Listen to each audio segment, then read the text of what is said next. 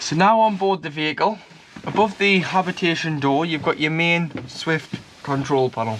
So you can turn on and off by pressing the Swift logo, which is your 12-volt master switch on and off. So if you're hooked up, you'll get mains 240 volt. If you're not, you'll just get 12 volt. And here you can see that you are hooked up, so you've got your energy symbol, which means it's on mains power and it's charging the leisure battery. And you can view both battery levels there, but I'll show you how else you can view them. So starting off from the left hand side, you've got your pump. So you can turn your pump on and off should you have enough water on board, and you need to have your pump on to operate your taps, toilet, shower and external shower. So that'll pressurize the water through the system when turned on. If it isn't turned on, you'll just get whatever's left in the lines and it'll soon fade away. Next, you do have your awning light, which is the light on the outside of the motorhome.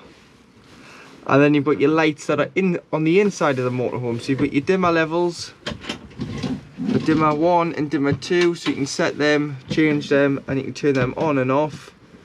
And then they all are individually switched around the vehicle.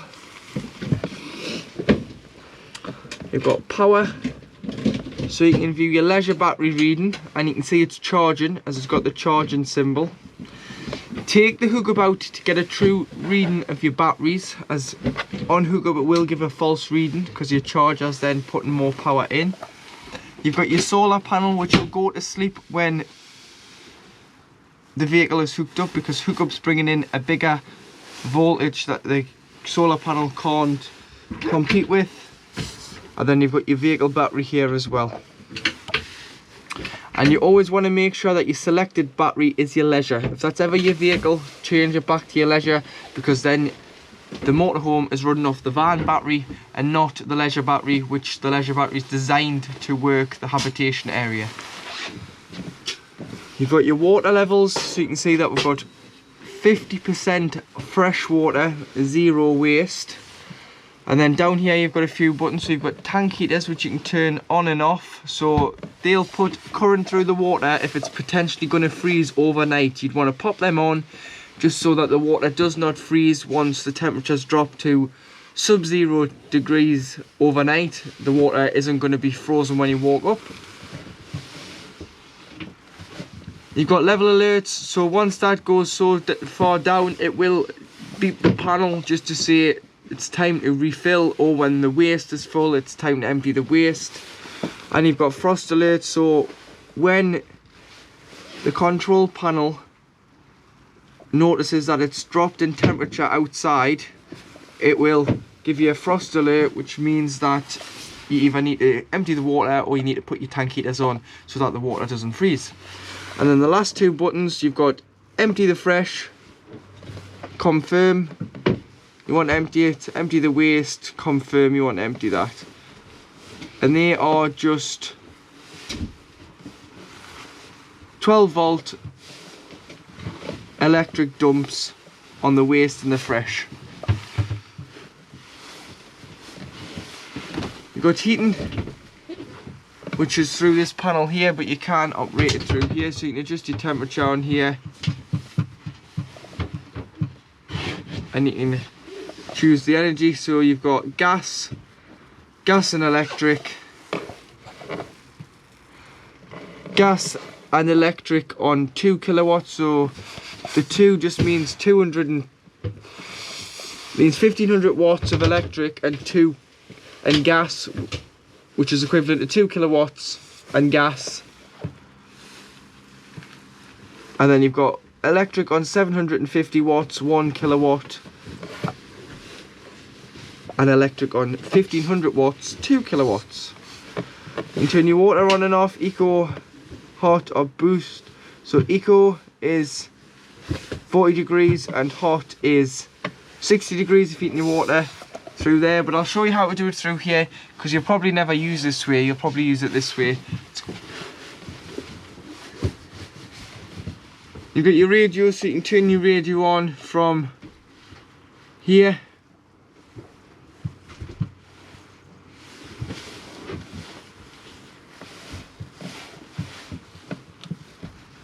once you've turned the radio on by itself, you can then operate it from the panel. And then you've got the fridge. So you've got your temperature of the fridge, 5 being the coldest. And you've got the mode of the fridge. So you've got off if you want the fridge off. You've got auto, which means it'll skip between these three sources here. So gas, 12 volt, 230 volt. So whatever it's got to offer, automatic on the auto will switch between it. So if you hooked up and you've got your gas open, it'll go to hook up because it knows not to waste your gas. If you start the engine, it'll go to 12 volt, and all that does is changes the fridge into a cool box to keep the temperature the same. So you've got to pre-chill it beforehand at home, or if you've been to one site and you're ready to travel to another, if it's on auto and you've turned the engine on, it'll automatically go to 12 volt and keep your shopping nice and fresh until you arrive at your next site.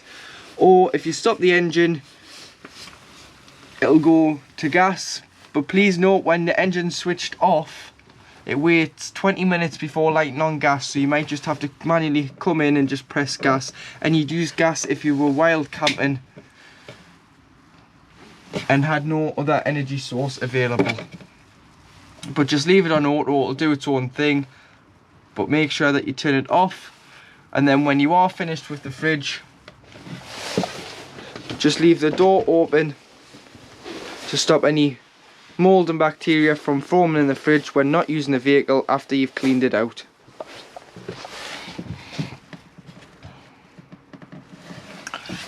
To operate your Truma CP control panel, so you press and hold, a long press and hold to turn on and off the panel.